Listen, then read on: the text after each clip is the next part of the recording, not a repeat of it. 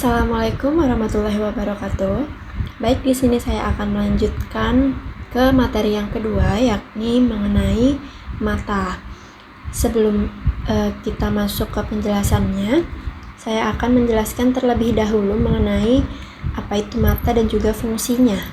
Jadi mata merupakan organ indera atau indera penglihatan yang memungkinkan kita untuk dapat melihat dunia, yang dimana fungsi dari mata ini adalah untuk aktivitas kita sehari-hari seperti membaca, kemudian mengenali warna. Selanjutnya ada bagian-bagian mata. Seperti yang sudah terlihat pada gambar ini, bagian-bagian mata itu ada banyak sekali, ada bermacam-macam, mulai dari yang bagian luar seperti kelopak mata hingga yang paling dalam seperti saraf optik. Baik, kita masuk ke penjelasan yang lebih dalam untuk menjelaskan satu-satu bagian-bagian dari mata. Yang pertama ada kelopak mata. Jadi kelopak mata ini merupakan bagian terluar dari mata tempat tumbuhnya bulu mata di sini untuk kita berkedip. Nah, itu namanya kelopak mata. Seperti yang ada pada gambar ini.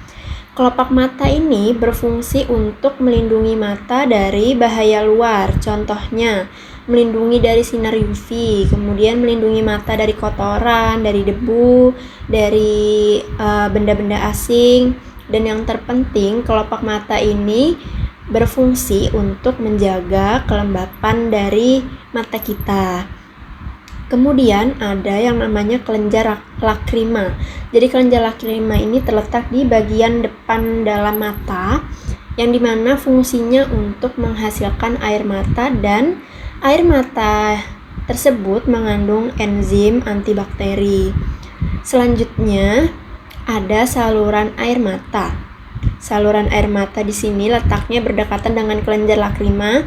Jadi fungsi dari saluran air mata ini adalah untuk mengeluarkan air mata, yang mana tadi sudah air matanya diproduksi oleh kelenjar lakrima, nanti akan dikeluarkan melalui saluran air mata yang ada di sini.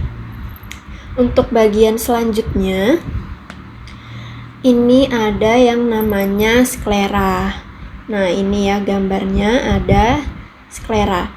Jadi sklera ini merupakan bagian yang berwarna putih pada bola mata kita, yang mana fungsinya untuk memberikan perlindungan dan juga untuk memberikan bentuk dari mata kita. Jadi tekstur dari sklera ini tuh bisa dibilang keras, jadi dia berfungsi untuk memberikan bentuk dari bola mata kita, yakni bentuk bulat.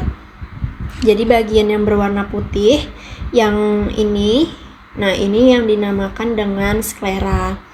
Selanjutnya ada kornea. Jadi kornea itu ini lapisan pertama dari bola mata kita, lapisan bening, yang berfungsi untuk membiaskan cahaya masuk ke dalam mata. Selanjutnya ada iris. Nah, iris itu yang ini yang berwarna biru agak abu-abu gini pada fotonya. Jadi fungsi iris ini adalah untuk mengontrol jumlah cahaya yang masuk ke dalam mata. Jadi iris ini merupakan bagian yang berwarna pada mata. Jadi kalau kita lihat setiap manusia atau setiap orang itu punya warna mata yang berbeda-beda, itu dikarenakan ini, karena warna irisnya itu berbeda-beda. Jadi warna iris ini bisa berbeda, itu tergantung dari banyaknya cahaya yang diserap. Jadi semakin banyak cahaya yang diserap, itu maka warna irisnya itu jadi semakin gelap. Contoh, di Indonesia kan lebih terang kayak mataharinya tuh muncul dalam waktu yang lebih lama dibandingkan dengan negara-negara Eropa, sehingga penyerapan cahaya oleh mata orang Indonesia itu lebih banyak, makanya warna irisnya itu cenderung lebih gelap, kayak misal warna coklat dan juga warna hitam. Sedangkan pada warga Eropa gitu yang cahaya mataharinya lebih minim dibandingkan dengan Indonesia, itu warna matanya atau warna irisnya itu lebih muda, itu dikarenakan penyerapan cahayanya lebih sedikit begitu. Selanjutnya ada yang namanya pupil.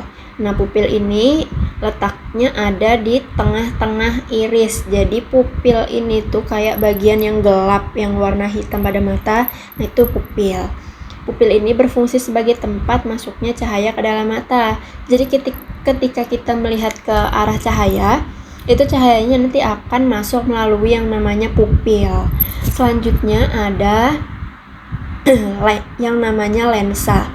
Jadi lensa ini letaknya sudah di dalam mata ya, jadi dia udah nggak kelihatan kalau dari luar. Jadi lensa ini berfungsi untuk memfokuskan cahaya ke retina. Jadi lensa ini merupakan struktur bening yang teksturnya lentur gitu ya, nggak keras, nggak seperti sklera. Jadi lensa ini itu kenapa dia teksturnya lentur, karena dia menyesuaikan objek yang kita lihat. Jadi ada lensa cembung dan juga ada lensa cekung begitu. Dan selanjutnya ada yang namanya aqueous humor. Nah, ini namanya aqueous humor. Jadi aqueous humor ini adalah cairan bening yang terletak di bilik anterior. Nah, jadi letaknya dia di sini, yang fungsinya untuk memberikan nutrisi kepada bagian-bagian mata yang tidak memiliki pembuluh darah. Jadi di dalam aqueous humor ini itu mengandung yang pertama ada air, kemudian ada cairan elektrolit, contohnya seperti Na+, K+, Cl- dan HCO3-.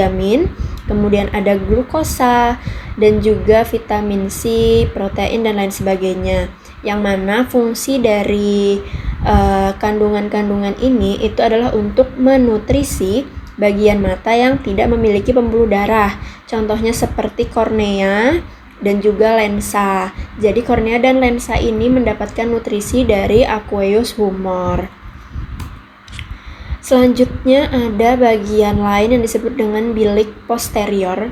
Jadi bilik posterior ini itu berfungsi untuk tempat dari aqueous humor. Selanjutnya ada yang namanya sendi suspensori. Sendi suspensori ini berfungsi untuk menahan lensa pada tempatnya, sehingga lensa itu letaknya tetap di situ aja gitu, nggak berpindah-pindah. Itu dikarenakan ada yang namanya sendi suspensori. Kemudian itu ada yang namanya otot siliar. Nah, otot siliar ini letaknya ada di bawah ya, di dekat bilik posterior. Jadi otot siliar ini berfungsi untuk mengatur bentuk lensa. Jadi otot siliar ini mampu mengubah bentuk dari lensa mata kita ketika melihat gitu ya. Jadi kalau fokusnya jarak dekat nanti bentuknya berubah. Kemudian untuk fokus jarak jauh juga bentuknya akan berubah. Kemudian ada yang namanya konjungtiva. Jadi konjungtiva ini merupakan selaput yang tipis yang melapisi sklera. Selanjutnya ada yang namanya vitreous humor. Vitreous humor ini berfungsi sebagai cairan seperti gel gitu ya. Nih yang di dalam mata sini itu fungsinya untuk mengisi bagian dalam mata. Jadi vitreous humor ini itu berfungsi untuk menjaga dari bentuk bola mata kita gitu ya. Jadi bola mata kita akan tetap bulat begitu karena di dalamnya ada cairan seperti gel yang dinamakan dengan vitreous humor. Selanjutnya ada yang namanya koroid. Jadi koroid ini adalah lapisan pembuluh darah dari mata kita yang letaknya ada di antara sklera dan juga retina, yang dimana fungsinya untuk menutrisi sklera. Maksud saya menutrisi retina ya, bukan menutrisi sklera. Kemudian selanjutnya ada retina. Retina ini yang ada di sini, ini berfungsi untuk mengubah cahaya menjadi sinyal saraf. Selanjutnya ada bintik kuning. Bintik kuning ini bisa juga kita sebut dengan makula. yang mana fungsinya untuk penglihatan sentral yang paling tajam. Kemudian ada fovea centralis, yakni adalah bagian tengah dari makula. Jadi, fovea centralis ini berfungsi untuk tempat penglihatan yang paling tajam. Jadi, titik fokus penglihatan kita yang paling tajam itu letaknya ada di fovea centralis. Selanjutnya ada titik buta. Titik buta itu, atau di sini tulisannya dengan bintik buta ya, itu adalah organ yang tidak punya sel fotoreseptor. Jadi dia tidak bisa menangkap cahaya sehingga dia tidak bisa digunakan untuk melihat. Kenapa? Ya karena dia tidak mempunyai yang namanya sel fotoreseptor. Dan selanjutnya yang paling terakhir ada saraf optik. Jadi saraf optik ini merupakan bagian dari mata yang paling dalam ya, yang paling belakang begitu.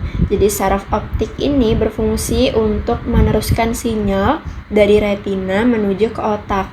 Jadi cahaya yang sudah masuk menembus melalui pupil, kemudian masuk ke lensa, kemudian ke retina, itu nanti akan sampai akhirnya di saraf otak, yang dimana nanti saraf otak ini akan meneruskan sinyal yang ditangkap oleh retina ke dalam otak.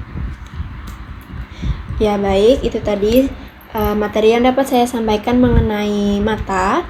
Sekian dari saya, terima kasih.